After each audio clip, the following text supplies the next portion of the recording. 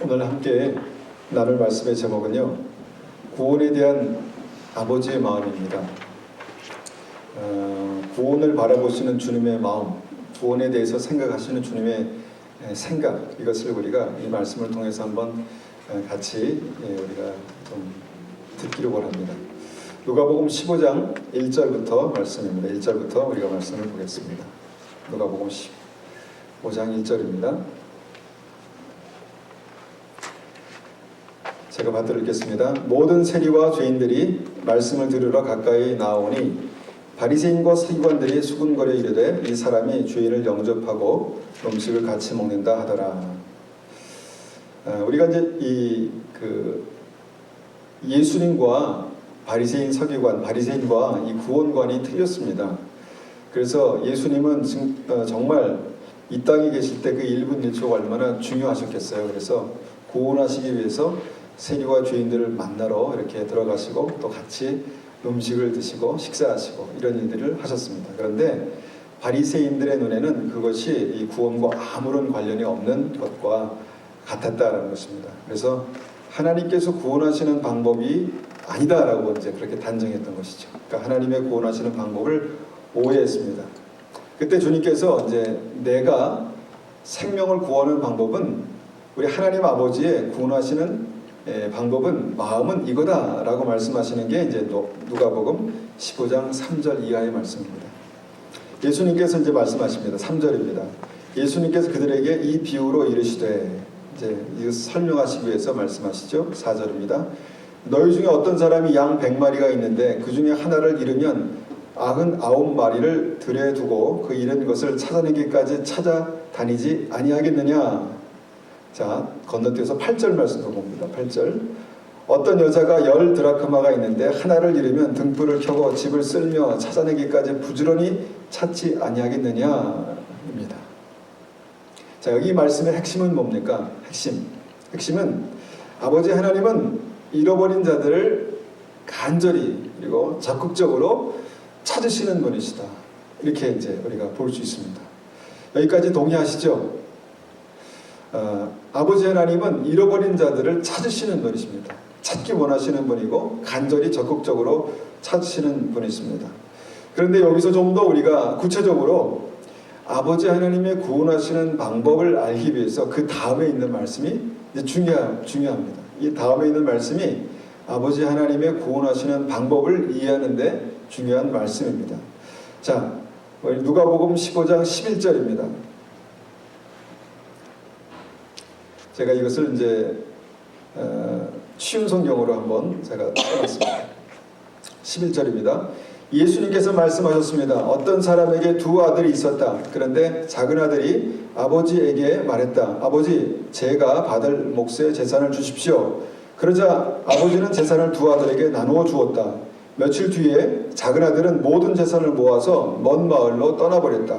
거기서 그는 방탕한 생활을 하다가 재산을 다 날려버렸다. 자, 이것이 이제 우리가 알고 있는 그 탕자의 비유의 이제 시작입니다. 여기서 우리가 한번 이런 질문을 한번 이제 해봅니다. 아버지는 왜 두 아들에게 재산을 나눠 주었을까입니다. 아버지는 왜 두 아들에게 재산을 나눠 주었을까요? 재산을 나눠주지 않았다면 어떻게 됐을까? 아마도 작은 아들은 아버지를 떠나지 않았을 것입니다. 그런데 아버지께서 아들의 요구를 들어주십니다. 재산을 달라 그러니까 재산을 나눠 주셨습니다. 근데 한번 우리가 아버지께서 만약 끝까지 재산을 나눠주지 않았다면 어떻게 됐을까 한번 생각해 봅니다. 둘째 아들의 어떤 그 심정으로 한번 상상해 보는 거죠. 아마도 그랬을 것 같습니다. 몸은 아버지 곁에 있지만 마음은 늘 아버지를 떠나고 싶은 마음에 불평과 불만으로 그렇게 살지 않았을까. 아들은 그 마음 가운데 어떤 계획이 있었을 것 같습니다. 아버지를 떠나서 뭔가 내 삶을 살고 싶다. 만약에 아버지가 그 돈을 주지 않았으면 몸은 아버지 곁에 있지만 마음은 이미 아버지를 떠났고 마음은 늘 불평과 불만으로 그렇게 살지 않았을까 이런 생각을 해봅니다. 그런 생각 때문에 그랬는지 이 아버지는 아들이 원하는 대로 재산을 나눠 주십니다. 재산을 나눠 주셨습니다. 우리가 이제 이 아버지가 누구신가를 우리가 이제 이해할 때 우리는 다 압니다. 이 아버지, 하나님 아버지를 말씀하는 것임을 우리가 이제 알고 있습니다. 우리가 하나님을 전능하신 분이다 이렇게 우리 말씀하잖아요. 그러니까 전지전능한, 그냥 단순히 인간의 아버지, 두 아들의 아버지가 아니라 전지전능한 아버지라면 정말 이런 결과를 예측하고도 주셨단 말이에요. 이 결과를 예측하고도 주셨는데 왜 주셨을까? 그 이유가 궁금합니다. 왜 주셨을까요?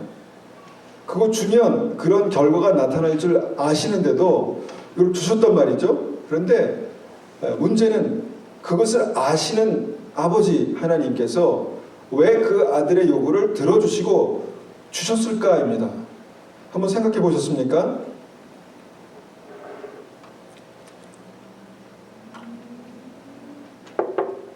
왜 그렇게 하셨을까? 제가 이제 여기서 여러 가지 생각을 많이 해봤습니다. 왜 그렇게 하셨을까? 그러면서 제가 내린 결론이 이것입니다.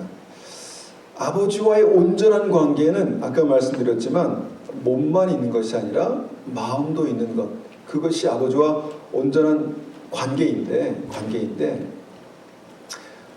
만약에 이 아버지가 그렇게 결정하신 이유가 있다면 그 이유는 뭔가 아들이 자유로운 상태에서, 자발적인 상태에서 아버지를 결정하고 아버지께 오는 그것을 위해서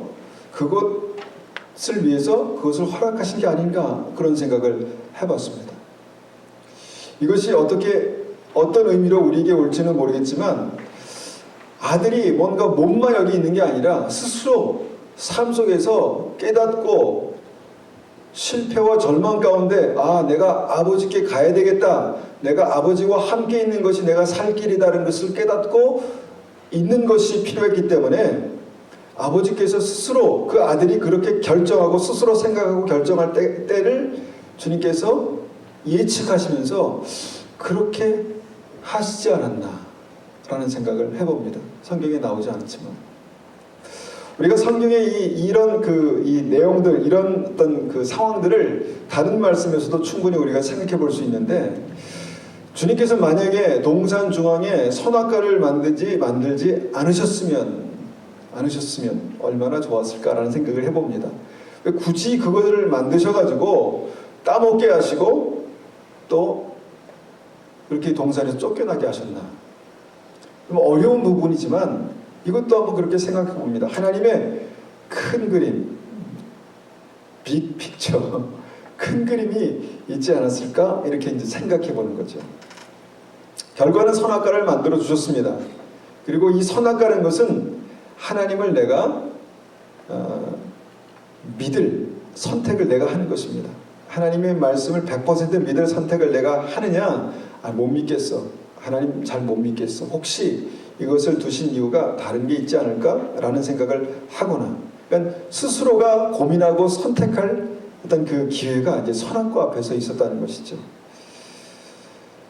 이제 구원받는 믿음을 우리가 한번 생각해 봅니다. 구원받는 믿음은 어떤 내가 하나님을 거절할 수 있는 그런 상태에서 내가 스스로 고민하고 내가 스스로 선택해서 하나님께 나오는 것, 그것이 믿음이라면, 그런 온전한 믿음을 위해서 하나님의 큰 그림은 아마도 작은 아들에게 그렇게 재산을 나눠주고 그 재산을 가지고 어떻게 살 것인지 아시면서도 불구하고 이것을 나눠주시는 것이 하나님의 큰 그림이 아닐까, 이런 생각을 해보는 것이죠.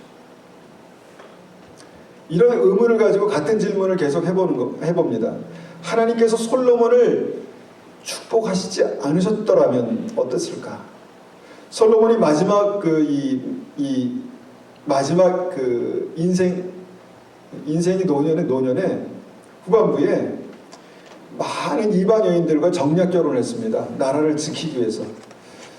아마도 하나님께서 솔로몬을 그렇게 축복하시지 않았더라면 아마 그가 그렇게 하는 일은 없지 않았을까, 이런 생각도 해봅니다. 그런데 결과는 주님께서 넘치도록 축복하셨습니다.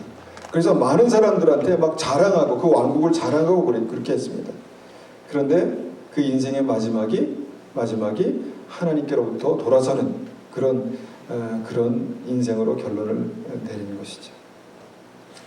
솔로몬이 받을 유혹을 모르셨을까? 축복하시면, 넘치도록 축복하시면 그 받을 유혹을 모르셨을까? 전지전능하신 하나님께서 아시지 않았을까? 아시지만 주셔야 할 이유가 무엇일까? 그 주셔야 할 이유는 정말 이 마지막 순간에 내가 하나님 앞에 정말 하나님이 필요한 존재구나. 내가 다른 것이 아니라 하나님이 필요하구나. 내가 힘이 아니라 이방 사람들이 나를 침략하지 않아서 내가 평안을 누리는 게 아니라 하나님께서 지키셔야만 내가 평안을 누릴 수 있구나를 스스로 발견하는 것을 주님께서 그리고 큰 그림을 그리고 그렇게 하시지 않았을까라고 생각합니다. 이렇게 하나님께서 죄인을 찾아 간절히 구원하시기를 바라시지만 본인의 자발적인 생각과 고민과 선택을 존중하시는 어떤 그런 모습들을 보게 됩니다. 이것이 탕자의 비유를 통해서 보는 하나님의 구원의 역사입니다. 하나님께서는요, 우리가 간절히 원하면 주십니다. 왜 그 자녀들이 막 달라고 하면 못 이겨서 줄 때가 있잖아요. 그것을 아마 부모들은 잘 알 것입니다. 그런데 여기서 보니까 하나님께서, 아버지께서 간절히 원하면 다 주십니다. 그리고 내가 원하면 그 주신 것을 가지고 마음대로 살 수도 있습니다. 탕자의 경우를 보면. 그런데 여러분, 그 삶 가운데 여러분 하나님이 계획하시는 그 믿음, 구원은 뭐냐면 내가 선택할 순간이 있다는 것입니다. 내가 지금 이것은 아니구나. 이대로 가는 것은 믿음이 아니구나. 내가 하나님 아버지께로 가는 것이 믿음이구나 라는 것을 스스로 고민하여서 선택하는 것이 구원이라는 것입니다. 믿음이라는 것입니다. 아버지의 예상대로, 큰 그림대로 작은 아들은 그 재산을 가지고 방탕한 삶을 살다가 그 인생의 끝을 보았습니다. 그리고 돼지밥을 훔쳐먹는 그런 인생으로 쫄딱 망했습니다. 근데 다행히 그때 작은 아들은 아버지께 돌아가야 되겠다라는 그 눈이 열렸습니다. 이것이 은혜죠. 그런데 만약에 이 순간에 그 눈이 열리지 않았더라면 어떻게 됐을까? 영원히 그렇게 망가진 인생으로 노숙자처럼 살다가 그냥 객사했을지도 모릅니다. 그렇지 않겠습니까? 다행히 작은 아들이 그렇게 망가지고 부서져서 밑바닥을 칠 때 아버지를 볼 수 있는 눈이 열렸다는 것입니다. 그리고 작은 아들은 그때 이제 이런 생각을 합니다. 18절, 19절입니다. 일어나 아버지께 돌아가 말해야겠다. 아버지, 저는 하나님과 아버지 앞에 죄를 지었습니다. 저는 더 이상 아버지의 아들이라고 불릴 자격이 없습니다. 저를 아버지의 품꾼 가운데 하나로 여기십시오. 이런 생각을 하고 아버지께 돌아갔습니다. 그리고 그때서야 작은 아들은요, 몸뿐 아니라 마음까지도 아버지께 갈 수 있었습니다. 그리고 20절에 이렇게 아버지가 이렇게 이제 아들을 맞아주십니다. 그 아들은 일어나 아버지께로 갔다. 그 아들이 아직 먼 거리에 있는데 아버지가 그를 보고 불쌍히 여겨 달려가 아들을 끌어안고 입을 맞추었다. 이분이 하나님이십니다. 믿으시죠? 예, 이분이 하나님이십니다. 그런 아들이 다시 돌아왔을 때 끌어안고 입을 맞추고 손에 가락지를 끼워주시고 잔치를 열어주시는 분이 하나님이십니다. 그런데 여러분, 만약에 아들이 돌아오지 않았다면 어떻게 됐을까요? 그냥 이런 생각을 했습니다. 아버지께 돌아가면 내가 참 좋을 텐데, 그리고 돌아가지 않았다면 어떻게 됐을까요? 이런 일은 일어나지 않았을 것입니다. 그런데 아들이 돌아오자 아버지는 진심으로 아들을 사랑하여서 맞아 주셨습니다. 이것이 변함없는 아버지 하나님의 사랑입니다. 여러분, 여기서 우리가 한번 생각해 볼 것이 있습니다. 작은 아들이요, 아버지를 떠날 때도 어떤 제재 없이 자유롭게 떠났잖아요. 아버지를 떠날 때도 어떤 제재 없이 자유롭게 떠났습니다. 그런데 다시 아버지께 올 때도 자유롭게 올 수 있었다는 것입니다. 떠날 때도 자유가 있었고 올 때도 자유가 있었습니다. 이제 이것이 바리새인들이 이해하지 못하는 부분입니다. 작은 아들은 올 자격이 없다라는 것이 바리새인들의 구원관입니다. 왜냐하면 재산을 탕진하고 방탕한 삶을 살았기 때문에 아버지께 나올 자격이 없다라고 생각했던 것이죠. 그런데 아버지의 결정은 내가 마음만 돌이키면 언제든지 올 수 있다. 와야 한다. 이것이 이제 아버지의 구원관입니다. 아버지의 사랑입니다. 그런데 우리가 여기서 이제 한번 좀 중요한 이제 그 포인트가 있는데, 여기서 간과해서는 안 되는 중요한 포인트가 있는데, 아버지는 왜 작은 아들의 인생이 망가져 가고 있을 때 간섭하지 않으셨을까라는 생각입니다. 작은 아들의 인생이 정말 그렇게 완전히 부서지고 망가질 때까지 간섭하지 않으십니다. 그냥 인간의 아버지가 아니라 전능하신 하나님이라고 치면 뭔가 종들을 시켜서 이 방탕한 아들을 잡으려고 뭔가 막 찾아가셔서 잡아가지고 아버지 앞에 무릎 꿇리고 너 그렇게 살면 돼 안 돼? 라고 하셔야 될 것 같은데 그냥 간섭하지 않으시고 놔두셨다는 거예요. 여러분 이렇게도 한번 우리가 생각해 볼 수 있습니다. 아버지가 아들이 돌아오자 애타게 그 아들을 기다리던 아버지는 그 아들을 안아주었지만 그 아버지가 그 마을에 아마 그 경계선쯤 정도 가셔서 언제나 아들이 올까라고 보셨잖아요. 그 마을의 경계선에 안쪽에 계셨다는 것입니다. 왜 그 마을의 경계선의 안쪽에 계셨을까? 이런 생각도 해봅니다. 제가 이제 그 넘어야 될 선에 대해서 말씀드렸잖아요. 우리가 하나님께서 믿음으로 우리 넘어야 될 선을 주시는데 이 선은 자발적으로 우리가 넘어가야 될 믿음으로 넘어가야 될 경계선이 있다. 그렇게 이제 우리가 지난주에 말씀을 나눴습니다. 아들이 망하는 결정에 대해서 간섭하지 않으시는 아버지 때문에 그가 이제 자기의 삶을 살았습니다. 그런데 아들을 애타게 기다렸지만 아들이 스스로 결정하고 넘어와야 할 어떤 마을의 경계선이 있었습니다. 스스로 결정하고 내가 돌이켜 아버지께 가야 되겠다라는 겸손한 마음으로 삶을 다시 한번 돌이키는 그 아들이 넘어야 할 마을의 경계선이 있었다는 것이죠. 이것이 우리가 지난주에 나누었던 요단강의 경계선입니다. 요단강 경계선.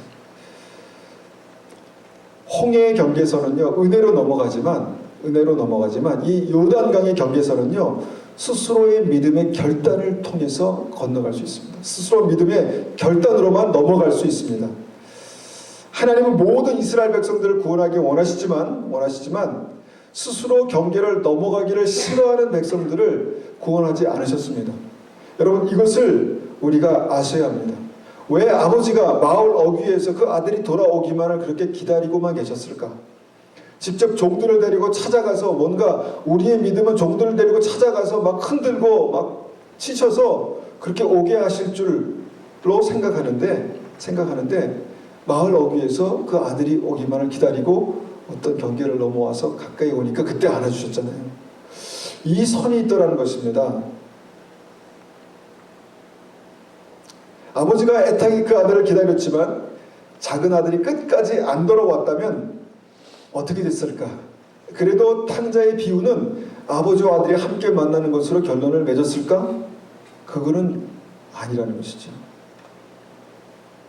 아버지가 종들을 데리고 우리는 아마 이렇게도 생각할 수 있습니다. 아버지가 종들을 데리고 직접 아들이 있는 돼지우리에 가서 아들의 멱살을 잡고 나와야 하나님의 역사가 그렇게 진행되어야 맞는 게 아닌가 이렇게 생각하지만 하나님께서 말씀하시는 구원은 우리가 생각하는 그 포인트에서 약간 다르다라는 것을 우리가 보게 됩니다. 아버지의 구원은 아들이 요단강을 건너와야 완성되는 것입니다. 이것이 믿음의 이게 역사입니다. 구원받는 믿음의 역사입니다. 여기서 우리는 그 아들이 아버지께 돌이키는 그 계기를 한번 이제 생각해 볼 수 있습니다. 아들이 몸뿐 아니라 마음까지 아버지와 함께 있기 위해서는 아들을 광야로 내보시는 아버지의 결정이 옳았다라고 믿습니다. 아들이 몸뿐 아니라 그 마음까지 아버지께로 오는 구원이 있기 위해서는 아들을 그럼에도 불구하고 광야로 내보내시는, 인생의 광야로 내보시는 결정이 옳았다라는 생각을 할 때 우리의 삶 가운데도 그런 일이 있지 않을까? 이런 생각을 해봅니다. 우리는 주님 앞에서 많은 어떤 그 축복, 은혜를 원합니다. 하나님, 우리가 이렇게 됐으면 좋겠습니다. 우리 삶이 이렇게 풍성하고 우리 삶이 이렇게 정말 하나님의 놀라운 축복을 누리는 그런 인생이 됐으면 좋겠습니다. 라고 그렇게 기도합니다.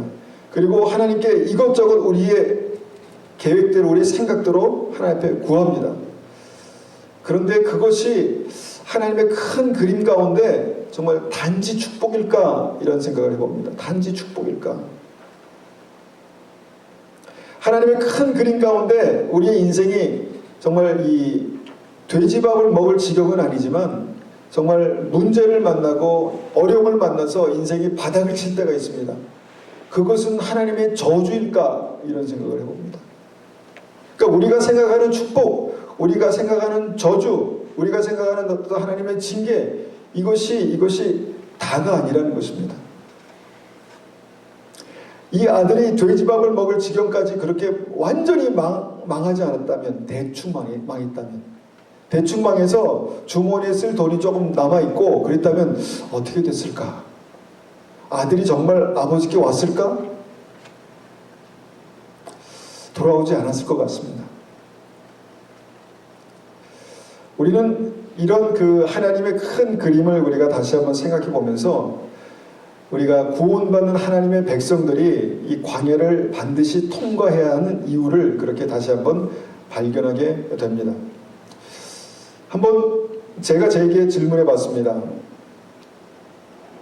나라는 사람은 만약에 이 아들의 위치에 있었다면 나라는 사람은 어느 정도까지 망해야 하나님께 돌아올 수 있을까? 사람에 따라서, 기절에 따라서 다 다를 것 같습니다. 어느 정도까지 망해야 주님께 돌아올 수 있을까? 그런데 이 말씀을 보면서 우리가 한번 생각해 볼 수 있는 지혜는 뭐냐면 시뮬레이션이라고 하죠. 시뮬레이션. 하나님의 큰 그림을 보면서 나는 어느 정도까지 망해야 주님께 돌아올 수 있을까? 이렇게 생각해 보면 내가 그런 것을 경험하기 전에 내가 하나님께 돌아가는 믿음이 뭔가를 한번 생각해 볼 수 있다는 것입니다. 내가 그 정도까지 완전히 돼지밥을 먹을 정도까지 되기 전에 우리가 하나님께 돌아오는 믿음이 어떤 것인가를 고민해 볼 필요가 있다는 것입니다. 하나님의 큰 그림을 볼 때 하나님 이것이 필요해요, 저것이 필요해요, 하나님 나에게 이런 문제가 있어요, 저런 문제가 있어요. 그것을 우리가 가지고 씨름하기 전에 하나님의 큰 그림 가운데 내가 정말 하나님께 돌아가는 것은 무엇인가, 어떤 것인가를 생각해 볼 수 있다는 것입니다. 우리가 이런 하나님의 구원의 큰 그림을 보면서 요한계시록 22장 말씀 보면은 좀 더 분명하게 이해할 수 있는 말씀이 있습니다. 요한계시록 22장 10절 말씀입니다.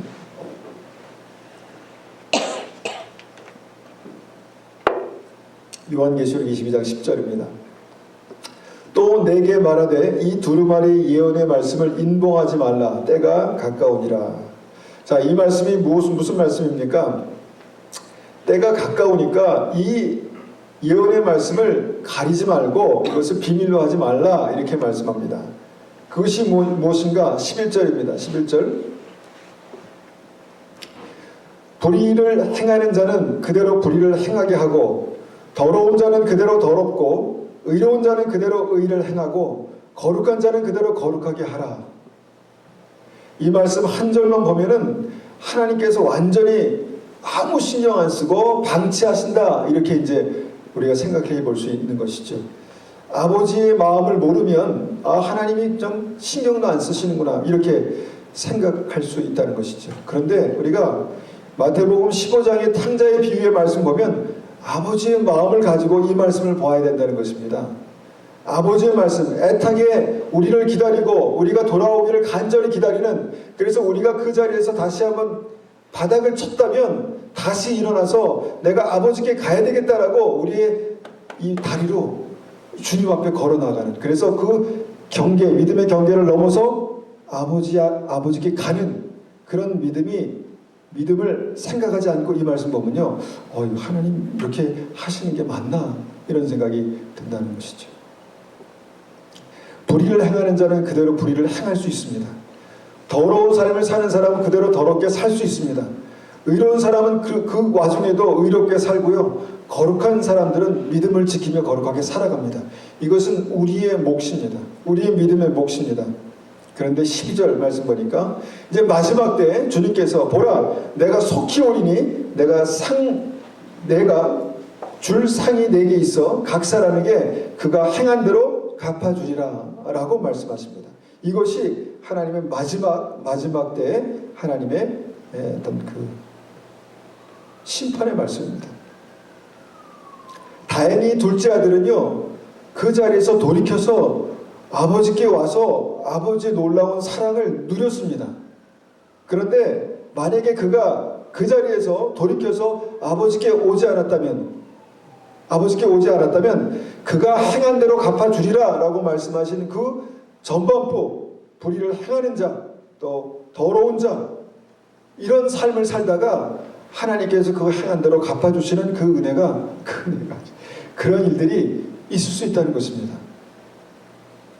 그래서 믿음은 뭐냐면 내가 있는 이 자리에서 아버지께로 가는 것이 어떤 것인가, 아버지께로 가는 믿음이 어떤 것인가를 우리가 깨닫는 것입니다.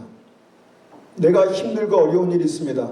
우리의 삶 가운데 내 마음속에 고민이 있습니다. 그 고민을 하나님께서 허락하신 이유가 있습니다. 그것은 내가 있는 그 자리에서 다시 한번 돌이켜서 아버지께로 가는 믿음이 무엇인가를 우리가 고민해 보라는 것입니다.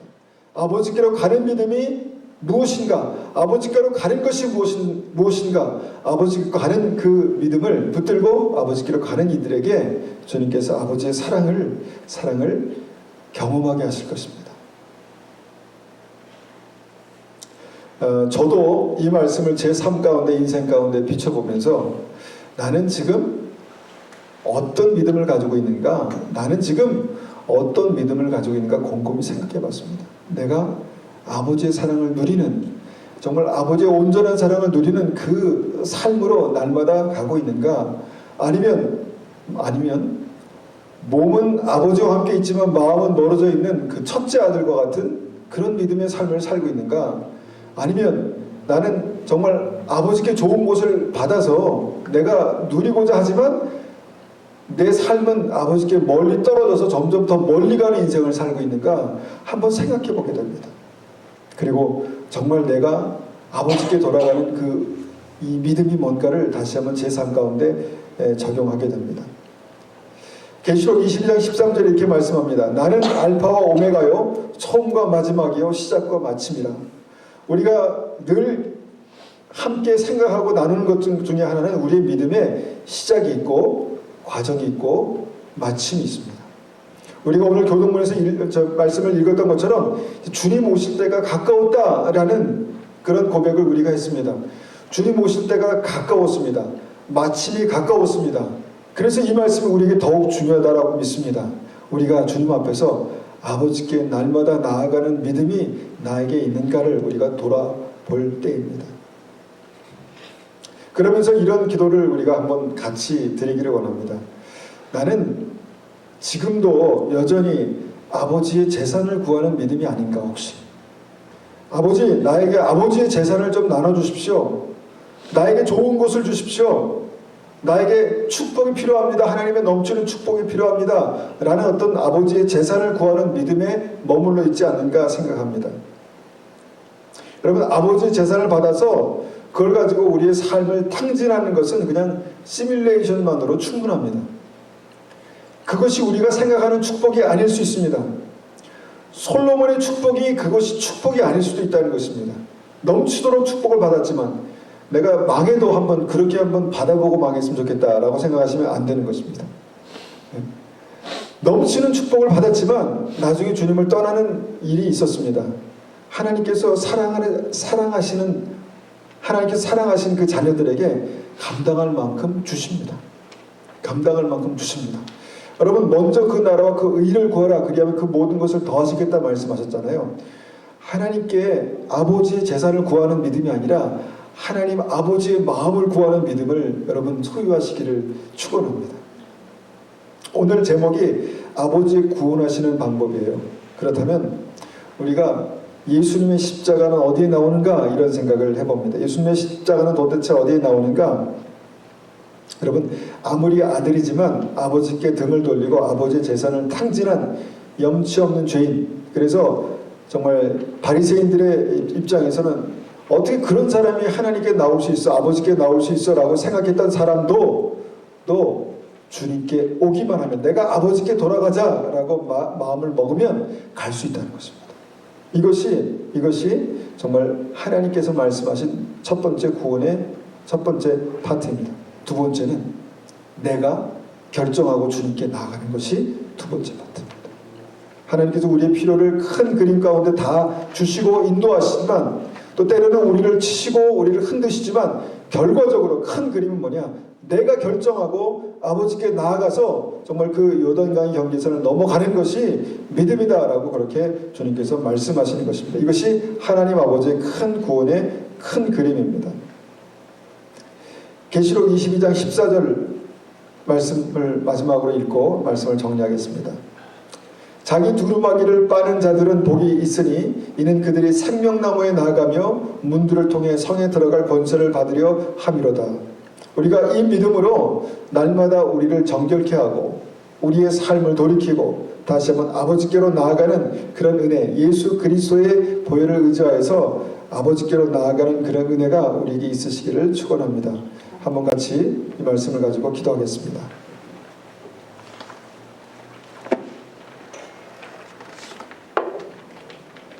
우리가 이 시간 기도할 때는요, 아버지 하나님은 정말 탕자, 정말 그런 아버지의 재산을 탕진하고 방탕하며 정말 아버지를 그렇게 떠나갔던 사람들, 그런 자녀들을 주님께서 돌이킬 때 받아주시는 분이십니다. 우리에게 그 사랑을 신뢰하고 끝까지 믿는 그 은혜가 우리에게 필요합니다. 하나님, 우리의 인생을 받으시는 주님 앞에 날마다 나아가기를 원합니다. 우리가 아버지 앞에 다시 한번 그렇게 아버지의 사랑을 신뢰함으로 믿음으로 나아가기를 원합니다. 두 번째는 하나님, 우리의 삶 가운데 정말 다시 한번 우리의 삶을 돌이켜서 아버지께로 나아가야 되겠다라는 그런 믿음의 결단이 우리에게 있게 도와주시옵소서. 아직도 살만하다, 아직도 정말 아버지를 떠나서 사는 것이 문제가 없다라고 생각하는 믿음이 아니라 주님께서 우리를 흔들어 깨우실 때 아버지께 나아가고 아버지 품에 안기는 그런 믿음으로 요단강을 건너 주님을 만나는, 아버지를 만나는 그런 은혜가 우리에게 있게 도와주십시오. 그렇게 한번 같이 기도하겠습니다.